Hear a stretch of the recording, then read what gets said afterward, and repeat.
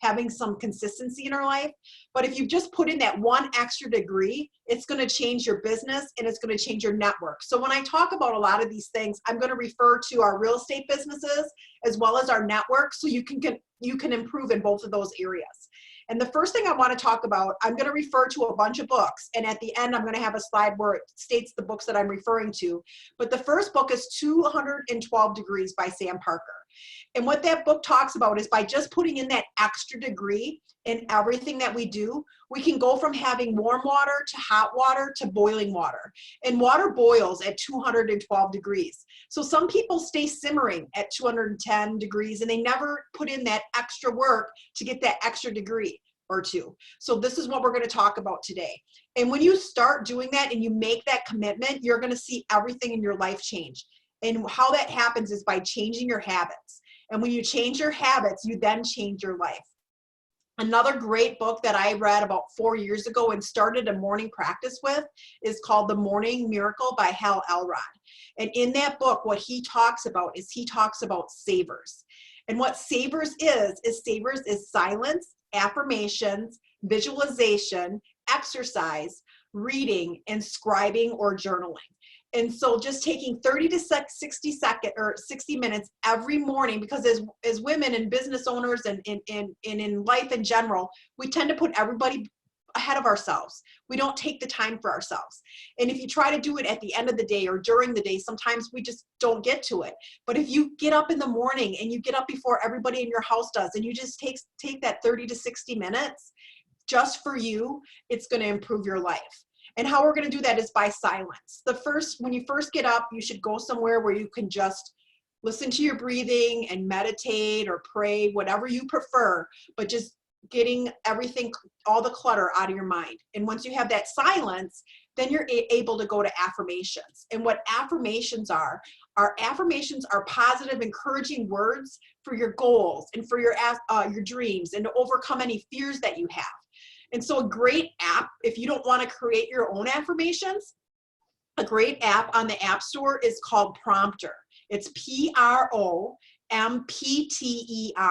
And what Prompter does is it gives you 13 affirmations to write daily. And every day after you write your affirmations, you take a photo of them, upload them into the app. And after 21 days, because you subconsciously created those affirmations in your mind, it's going to give you another 13 affirmations. So you're going to keep continuing to get new sets of affirmations every 21 days because you've created that habit.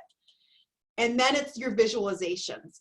And as a broker, we do vision board meetings at the end of every year for the agents to work on their goals for the previous year. And right now what I'm working on them with is to actually revisit their boards from last year, because we visualized how 2020 was going to play out, but we probably didn't visualize this pandemic that we're going through and the things that it caused in our business. And so now we need to adjust because we're almost at the halfway point of the year and visualize what we're going to do for the remainder of the year.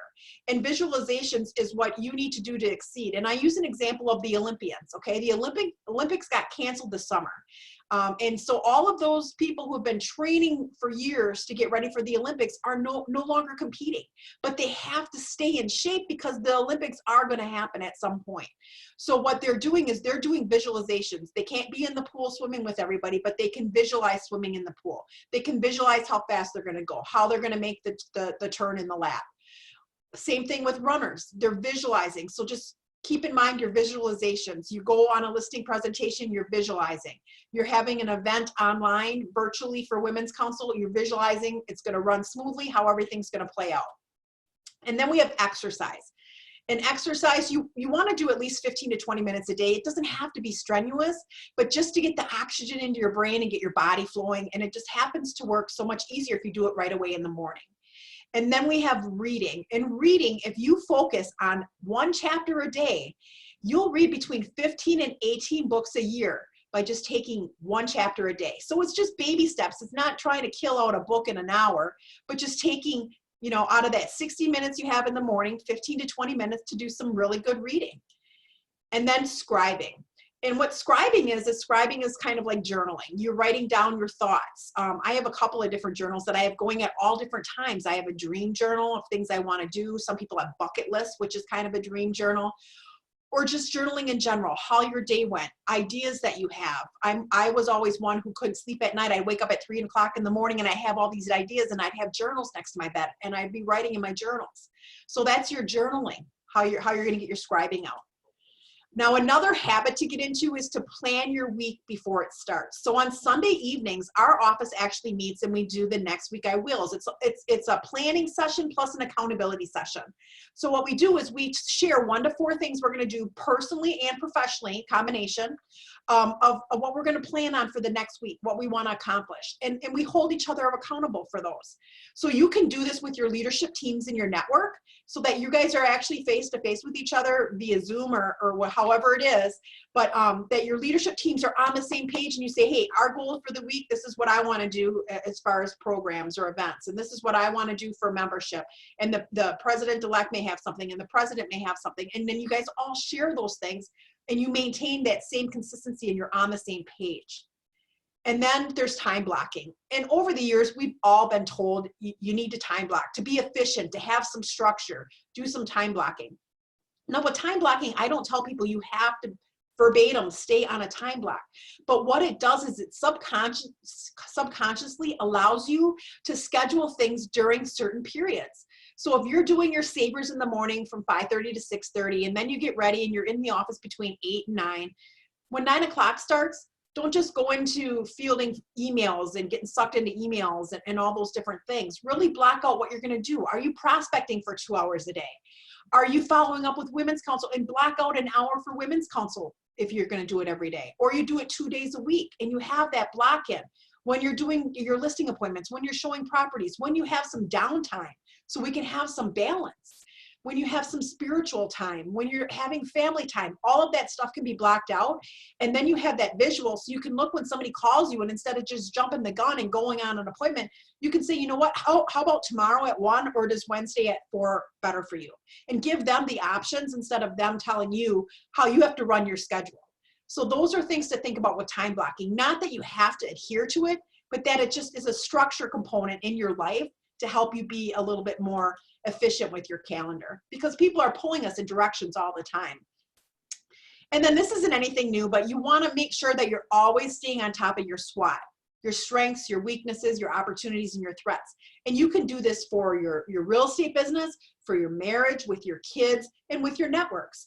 And you want to know, what are we doing really well at? What are our weaknesses? What opportunities do we have? You know, right now we have a lot of opportunities because we can follow up with people we haven't followed up with. We can take the time to reach out to them and see how they're doing. That face-to-face, that voice-to-voice, having that via Zoom, you know, it's still face-to-face, having those conversations. Same with our networks. Are we staying in touch with our local members? Are we staying on top of our guests that came to previous events that we've had? What about our strategic partners? Have we reached out to them? So all those different things are opportunities. And then what's threatening us right now? You know, we're looking at the pandemic and how it's going to change real estate as a whole, and how is it going to change how Women's Council operates and functions. So that would be considered a threat right now. How are we adapting to that to make it so it becomes a strength? How does it enhance our strengths? How does it enhance our opportunities? And how does it decrease our weaknesses? So those are things to always think about, reflecting on, to knowing where you stand with those. Now because we get so sucked into emails and social media, the next 2 things I'm going to talk about really are about structuring your time so you don't get sucked in. And the 5, 4, 3, 2, 1, I do on a daily basis. I teach my agents how to do it. And what it is to put some structure in your day so you're not doing too many things, but you're growing your business every day. And 5 is that you're making 5 conversations per day. And this is not text and this is not email. This is actual voice-to-voice conversations with people, having a conversation with them, whether it be you saw something on Facebook and you want to reach out to them personally instead of just sending a comment, but 5 conversations, real life conversations.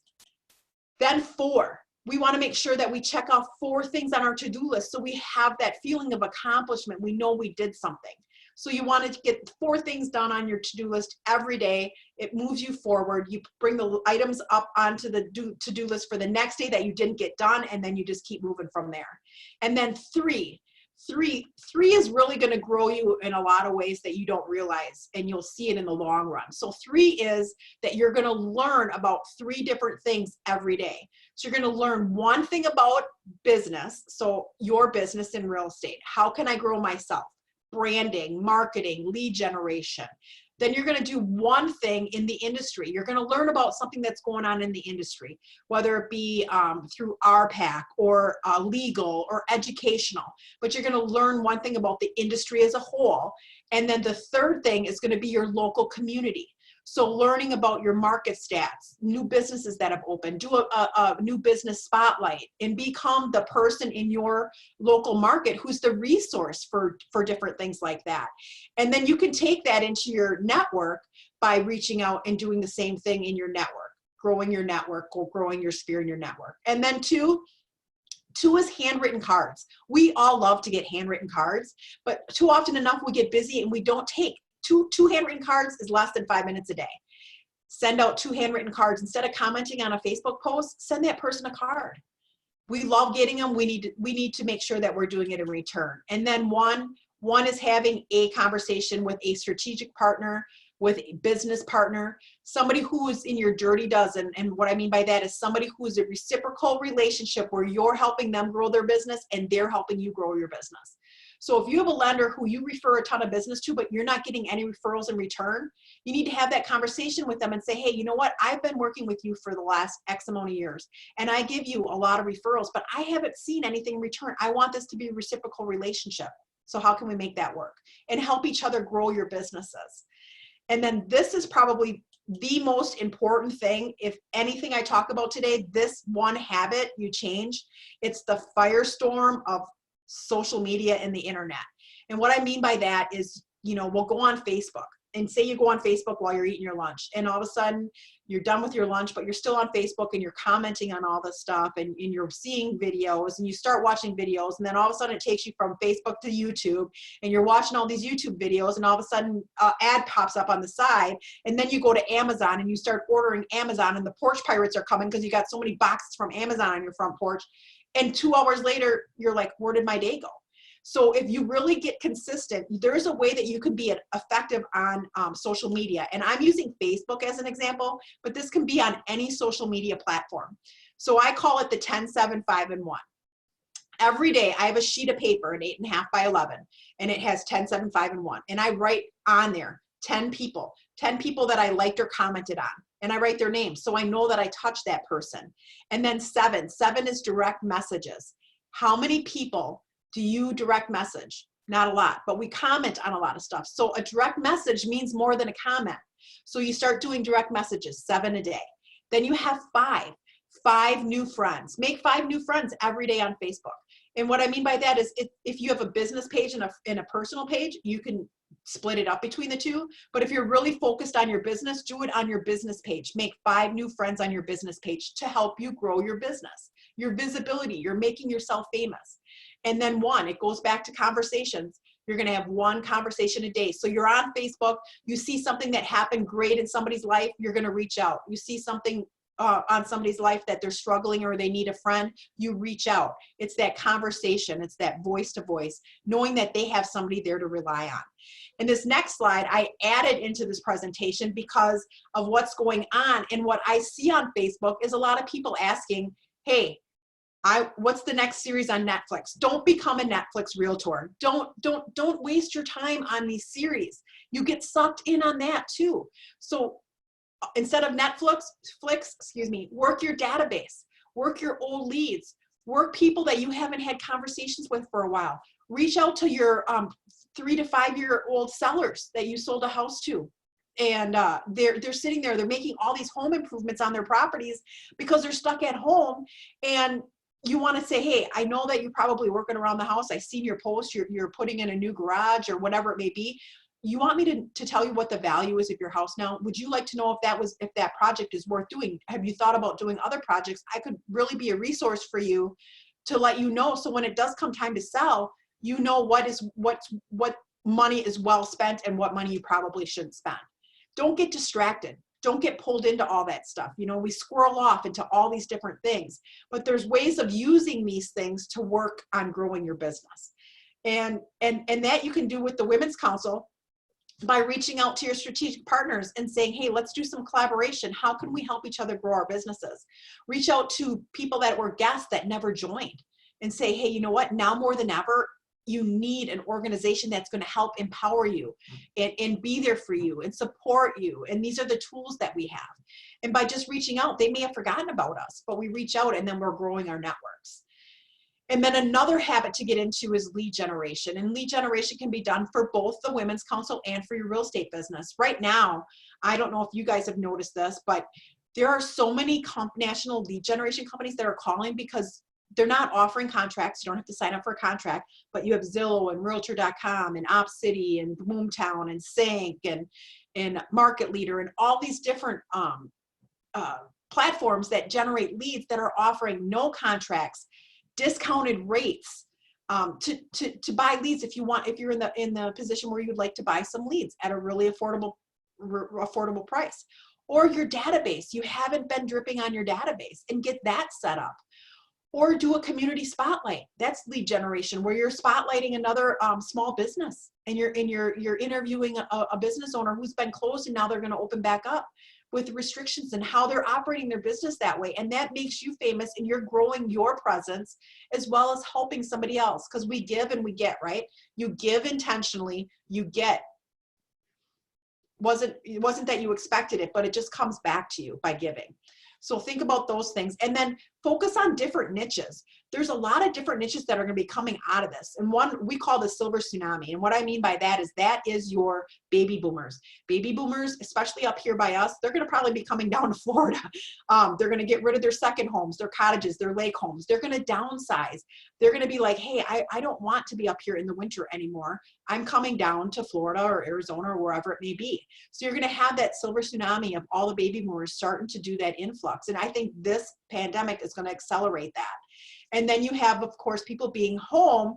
You're going to have, I realize my house is too small. We need more space. We need 2 offices. There's going to be a spurt growth in babies. So they may have outgrown their home that way. There may be an uptick in divorce. Unfortunately, divorce is one of the niches that keeps us in business. So reaching out to your divorce attorneys and say, hey, I'm a great resource. I've helped so many people being a neutral realtor within a divorce transaction. And my experience will help facilitate and ease the pain of both of the parties involved in that divorce. Estate attorneys. You're going to have, estate attorneys. Build those relationships with those people to then grow your business. And then another habit to get into is your education piece. We have our CEs that we need to get done. You can get your C2X designation. NAR is offering a ton of free or discounted education right now. You have Women's Council with our PMN. There's so many different things you can do to invest back in yourself right now where it's not going to cost you a ton of money.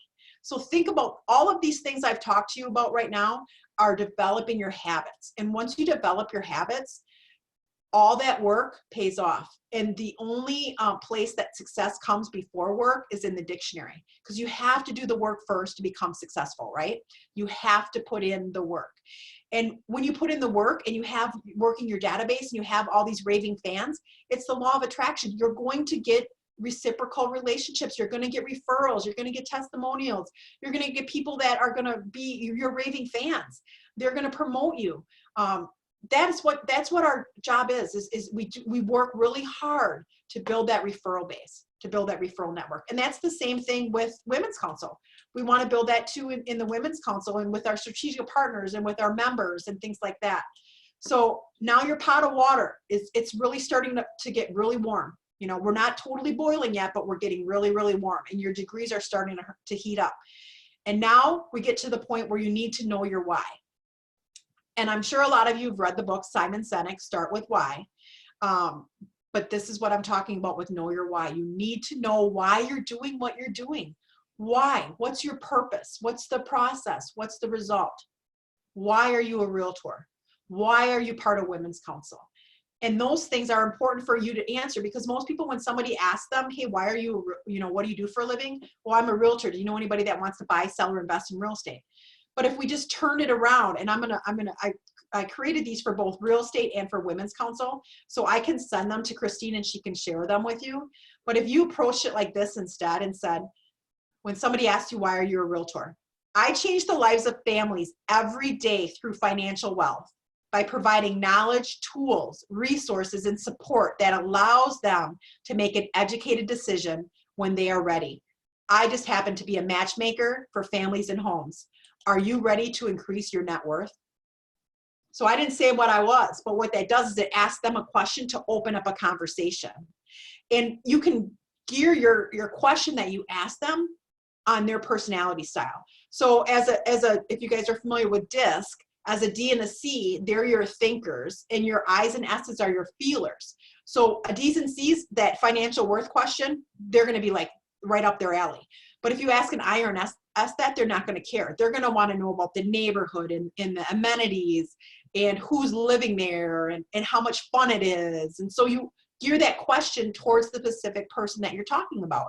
And we can do that same thing within our Women's Council network. So instead of just putting an application in front of somebody and saying, hey, you need to join Women's Council, when they ask you what this Women's Council thing is all about, you say, we believe in supporting women in business, in leadership, and their careers. We do this through brain trust, collaboration, education, and networking. We have a proven method that can change your life both personally and professionally. Are you ready to change yours? Now that opens up the dialogue again to ask, okay, how are you going to do that? What is this Women's Council thing all about? They're going to ask you questions instead of just saying, here's an application. We would love for you to join Women's Council.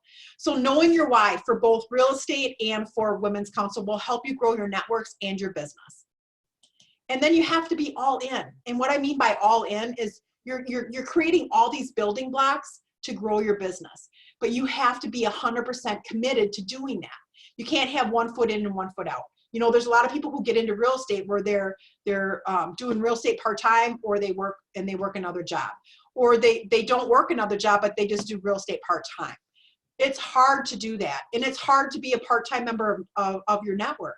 You have to come to the meetings to really get the benefit of it, right? If they miss an event or they miss a meeting, then they miss something that you guys all shared as a family, as a culture, your culture within your network. So we need to make sure that they're building on those 5 blocks. And when you're building on your 5 blocks, your pot of water is continuing to grow and your passion comes out. This is your fuel. Your fuel lights your fire lights your passion. It's that circle that continues to grow and grow and grow. And your pot of water keeps starting to get hotter and hotter and hotter.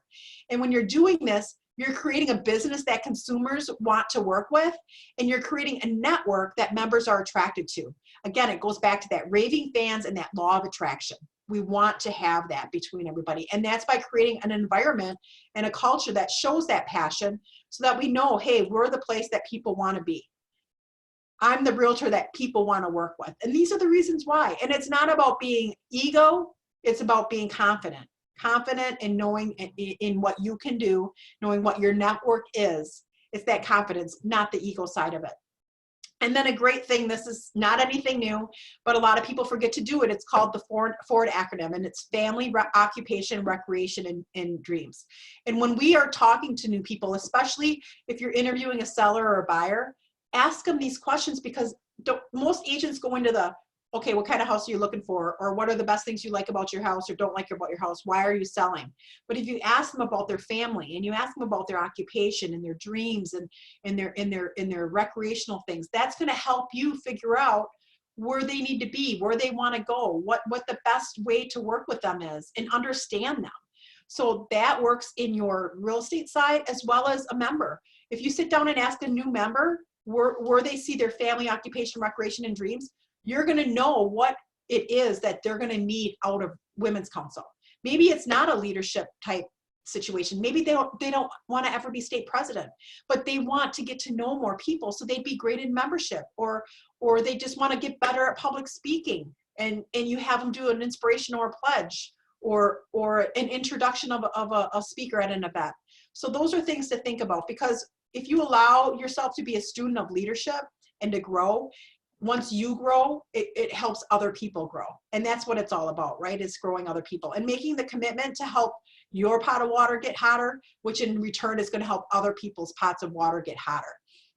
And the only difference between a successful person and others is not the length of the lack of strength or the lack of will or knowledge, but it's the lack of will. So I say this to my agents all the time. I can give you all the tools and all the resources and all the support possible, but I can't make you do it. You know, as a women's cultural network, we can give them all the speakers and all the resources and all the tools, but we can't make them come to the meeting or to the event. So it's still up to them to do that. We just have to create the environment that they know they can learn and grow and they can trust and they can collaborate. And that's what it's really all about. And that comes with personal and professional growth and with training. Okay, we go to all these different trainings. We're investing back in ourselves. So if we grow ourselves, then we can grow others, but we have to grow too, and we have to set that example. So going into your education pieces, like I talked about earlier, making sure you're leading by example by attending seminars, you're going to the Women's Council functions as a leader, not missing them, having your dirty dozen that you're working on to grow your network. Your strategic partners is your dirty dozen. Bringing education to your local market that's going to benefit. Look at right now, in your area for your network, look at people who are working at smaller independents, like say a broker that only has a few agents or a broker that's all by themselves, and they don't have that support system behind them. Women's Council would be a great solution for that. They would have a group of comrades to do stuff with, to throw ideas off of, to bounce things off of, to be a part of something bigger. So those are great people to reach out to right now because they don't have anybody else to reach out to and ask them. They may not even know that we exist. So just having that conversation. Practice does not make perfect, but perfect practice makes perfect. And I talked about this a little bit earlier with the Olympians. The better we get at practicing perfect, the better we're going to be.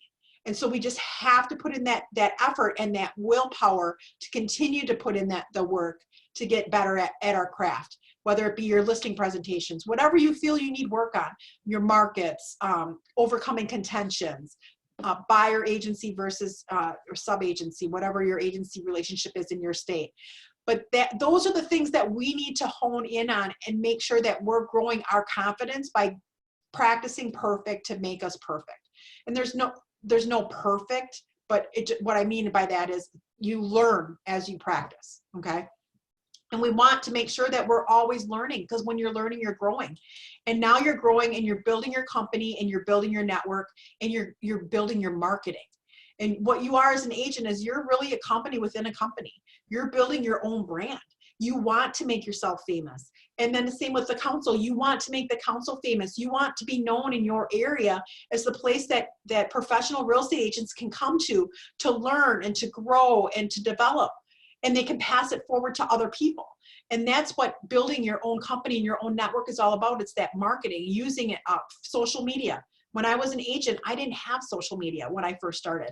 And I don't practice full time anymore. I'll do some referrals, and that's from past clients where if they say, hey, if you're going to refer to one of your agents and I'm going to go work with somebody else because I'm friends with somebody else in the business, then I'll still do that business. And I like doing that because it still gives me that one foot in the door where I know everything that's going on and how to negotiate still, and it keeps that adrenaline going that way. But you have to make sure when you're marketing, you have a business plan, you have a budget, you're investing back into your business. 20% should be invested back in your business because your ROI is going to be so much higher than 20%. But you have to invest back in yourself. And then creating that with your network. How many times do we invest back in our networks? We don't. We invest back in our leadership, but the network as a whole. How are we investing back in our network? And our communities. Don't forget our communities, because those are the communities that we serve both in real estate and within our network. And so we want to make sure that we're known as somebody that's a partner in real estate in our communities. Because winning isn't everything, it's the only thing. Vince Lombardi said that. I have a lot of Vince Lombardi quotes in here, being from Wisconsin. And what I mean by that is winning the listing, winning the buyer, winning the new member, not you personally winning. It's the mentality of you got this. Your confidence goes up. You are a winner. You believe in yourself. You believe in others, and you pay it forward. And now your pot of water keeps getting hotter. Now, technology. Some of us love it. Some of us hate it. Some of us are okay with it as long as it works, right? But technology is ever improving. I mean, I'm coming to you guys in Florida now from Wisconsin. There's so many different things we can do with technology, and we need to stay on top of it because it's always changing. But don't think you have to do 10 different technology tools. Find 2 or 3 that you get really good at, because it's better to be really good at 2 or 3 things and you use them than having a CRM that you never use, or having 15 things at your disposal that you pay for or don't pay for, because sometimes we have to pay for things, sometimes they're free, but you don't ever use them because you're a jack of all trades and a master of none. So get really good at 2 or 3 things that are technology tools that are going to enhance your business and are going to enhance your network. And that's really where it comes. And once you start doing that, whether it be video on social media, marketing programs, using Zoom to reach more people, you're going to get passionate about growing. It's going to show, it's going to rub off on other people. I was looking for the word, I lost it there for a second. And you're going to just, you're going to feel so much passion coming out of technology and saying, I'm not going to use it, because there's so many different things out there that we get distracted. So just focus on 2 or 3 that you're really going to get good at and use to grow your business. Because when you start doing that, then your confidence grows, and confidence is contagious. Your sellers are going to see it. When you go into a listing presentation and you know you got it, your presentation goes off so much different than if you're not sure. You know you're competing against 2 or 3 different agents and you're unsure of yourself. Is my market the right? It's the right way? Do I look okay today? I just got in a fight with my husband and I'm in a crappy mood. All those things show when we're doing our presentation. So we have to check our baggage at the door is what I always tell the agents. Check your baggage at the door and go in there and slay it. Know you're going to kill it. You got this. Have the confidence in yourself, and then you can deal with everything you need to deal with when you get done with that presentation. It is contagious. It's gonna grow your pot of water. Your water is gonna start getting hotter and hotter and hotter. And then we start talking about culture. And culture as an individual agent is what you create with your consumer. Culture can be what is created in your brokerage. Culture can be what is created in your network. And what I mean by that is if you have a culture where everybody feels that they can share, it's of collaboration, they trust you. There's so many different eyes then when you have that option that you guys see things differently and you reach milestones because everybody is comfortable to share and they see a point of view that we may not have seen, and you get to solutions so much faster and so much easier by making sure everybody's involved. So a culture of passion, a culture where you can share. It's caring and sharing. It's not ego. You make sure that everybody feels comfortable and they know that they're valued. You have to bring the value back to them, because what can happen in an office, like an office setting, and I talk to this with my managers about this all the time, and the agents too. One small cancer, one person that's just not happy with their life, it doesn't matter what you do, you're never going to make them happy. They can cause a really bad ripple effect inside your organization. And that's the same with our networks. So, and that's the same with the seller as an agent. You can go into a listing presentation and know you got it. And they say, yeah, I want you to be my realtor. But then no matter what you do, you're never going to make them happy. And that's one thing we have to realize is there's no way you can make 100% of the people happy 100% of the time. So sometimes it's where we have to walk away from a client and say, you know what? I appreciate the fact that you chose me to be your realtor. I just listening to you don't feel like I'm the right fit, that I'm going to make sure that you're taken care of. And I feel that there's somebody else in my office or on my team that will be able to do a better job than I am, and refer it out to somebody. Or the same thing, if there's somebody in your network that you can just tell is not happy and then they're disgruntled and they're having side conversations with somebody, pull them aside, right? Never say anything to anybody in public, but pull them aside and say, hey, you know what? Jamie, I can sense that something's wrong. You know, I care enough about you to have this conversation. What is it that's bothering you? How can I help you? And a lot of times it's not about the network or about the group of people they're working with. They're dealing with some other stuff in their life that's affecting how they represent themselves in that situation or that environment. So by just having those small conversations, you can open up the door. And then as a leader, we have to be better listeners. And so when you just ask that question, then you let them talk, and you'll end up talking through things that could have escalated into this huge situation that were now resolved because of that. And that goes with your buyers, and that goes with your sellers, and that goes with your working relationships with lenders, other people in your office, in your network, your family, your kids, all of that stuff. You can change your life by just asking questions and then taking a moment of silence to just listen to them. Because when you commit to doing that, individual commitment to a group effort, that's what makes a team work, a company work, a society work, a civilization work. So you have to make sure that everyone's committed. It's the goals. Everyone has the same goals, right? And that just, it makes a team work. It's show off your passion through helping others. And when you do that, it's going to help everyone grow. We talked about personal growth earlier. Now we're talking about the growth of everything, your business, your network. We tend to express passion by growth as it's all about us, but it's not. Don't puke that over everybody all the time. You have to make sure that they know the most exciting thing to talk about is them, how you can help them grow. And then they know that you're in it for them. Because 65% of the population, like I said earlier, are feelers. They feel. Where the other 35% of the population is thinkers. They think. Your D's and C's think. So you have to make sure that they feel your passion and they feel your culture and they feel your support. You have to portray that. You have to be genuine about it, authentic about it, and let them know that you really do care, because now you're getting that extra degree, and the measure of who we are is what we do with what we have. And your pot of water is getting hotter and hotter and hotter. And you're going to reach that extra degree where your pot is boiling, because now you're at 212 degrees. Because you have the training and you have the passion about marketing and technology and culture and growth. And you're going to get to that point where you're at a tipping point. And you guys know what I mean by that tipping point, right? You maintain that passion and you hit the tipping point where all the hard years, all the hard work all over the years for your passion and for your personal development and for your confidence and your commitment and your perfect practice and your strength and your winning and your will, it'll all get to that tipping point. And when you get to that tipping point, what happens is you continue to learn and to grow and to tip. And then your pot of water has now reached the 212 degrees. You know your why. You've changed and have consistent habits. You have a thriving business and a thriving women's council network. And you're growing and you're sharing it with other people. Because once your pot of water is boiling, now you've created steam. And steam can power any train that you want to ride on. It's your path and your choice, and you use your steam the way you want to use it.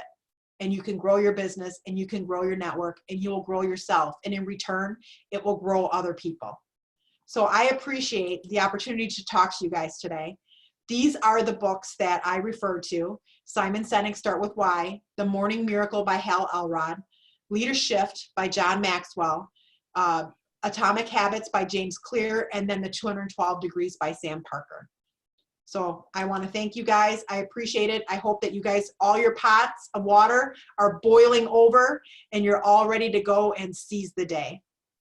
Lori, if I could ask you, you mentioned an app that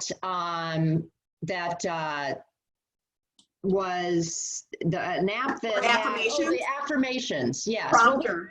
It's Prompter, PROMPTER.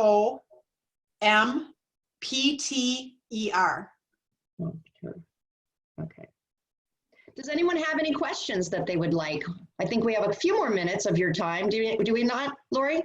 Yeah, yep, I'm open for questions. Anybody have any questions? I don't see any hands raised, no voices. All right. Well, Lori, thank you so much. Oh, there's Natalie. Natalie, yes. Where are you? Let me unmute you here. Okay. We're probably both. Just a really quick, because I do have a small brokerage. It's my husband and myself, and we have a few agents that are basically semi-retired. They come to work for us when they don't want to do floor time. They've been in the business for 20 or 30 years, and they're just doing stuff for their friends. Yeah. So when people talk about doing vision boards and things like that, we don't do office meetings and things like that. I created a Pinterest vision board. So I don't have it sitting off on my wall over here, but it's kind of my backdrop on my computer. Do you think that's just as effective? If you're seeing it every day, it's just as effective. Yep. Okay. It's that visualization that you're able to see it and capture it in your brain, because it's the repetitiveness of it. Yeah, because for me to sit there and cut and paste and put stuff in, I'm not I'm not So crafty. yeah, I have some agents that'll still cut the magazines out, but I have a lot of others that will actually print photos off of online of Yeah. things, and then they'll have a book. They'll actually have a 3-ring binder book. Oh, I like that. That's different. Yeah, So, okay, thank you. you're welcome. And you know, I have been practicing some of what you've said for the last 4 years now. Waking up to a quiet house early before anybody else. I relish my time. I don't even turn the lights on. I have the coffee set on a timer. So I walk into the kitchen, grab my coffee, walk into my office, which is my mom cave, my wife cave, my cave.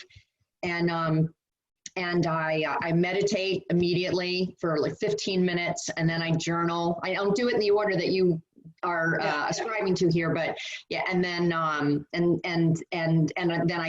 used to go to the gym. Now I'm trying to exercise at home. A little harder for me, but I do think that for me, absolutely being consistent with those practices in my morning has made a huge difference.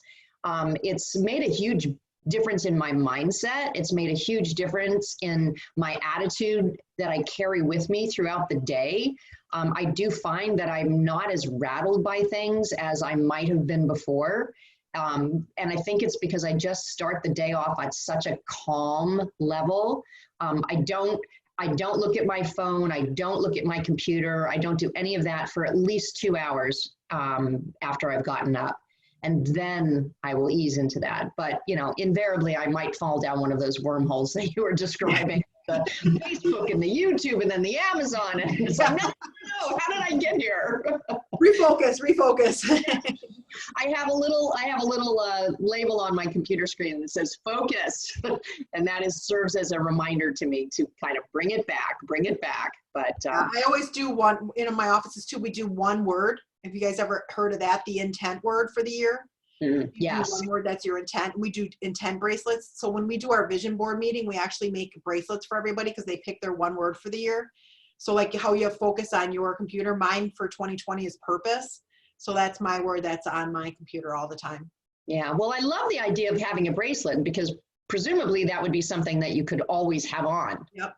Yeah. And then it's always there as a reminder. So that's a wonderful idea.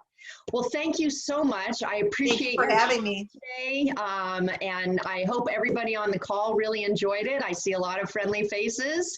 And again, thank you so much. And everybody, tomorrow we start our Women's Council mid-year. I know you're registered, so our first event will be the regional caucus for the East. And it's going to be a very exciting day, and then going right into next week where it's going to be amazing. It's going to be amazing. So it'll be a lot of fun. A lot of fun. It'll be a lot of all right, fun. I'll see you guys all next week and tomorrow. All right, take care. Bye.